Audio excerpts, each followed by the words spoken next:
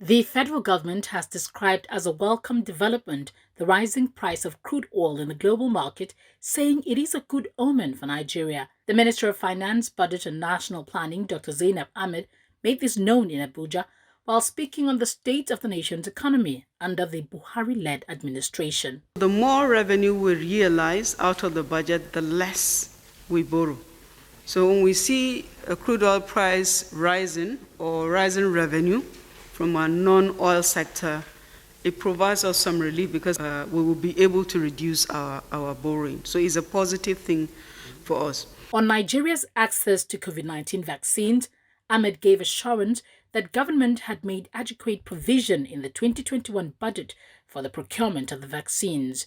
She, however, revealed that there would also be a supplementary budget for the 2021 national budget, and it would include funds for the procurement of the vaccine. We have provisions in the 2021 budget for immunization. We are already releasing funds to the health authorities to start the operations of the first batch of vaccines that is going to arrive the country in the next 1 week.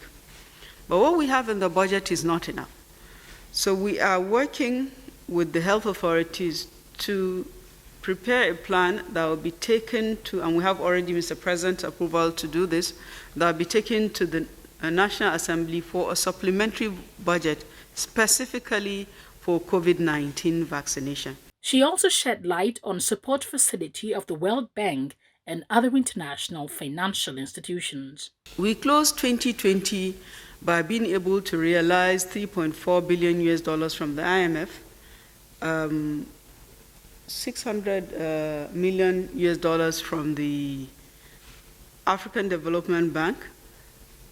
We were not able to conclude our negotiations with the World Bank and also with the Islamic Development Bank, even though with the Islamic Development Bank in December we signed off on the last tranches. But for the World Bank, we started negotiations with the World Bank with a list of about 10 requirements that we needed to address, and we had addressed those 10 requirements, but the World Bank's position is that we have not sufficiently addressed the requirement relating to having a single exchange rate.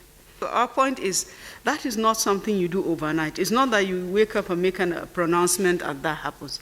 It's something that you have to do over a period of time, taking several measures and working systematically to happen. So we're still pushing our view with the World Bank, and we hope to be able to convince them that this also requirement has been met and that they should now give us approval to go ahead and release the $1.5 billion that we have been discussing with the World Bank.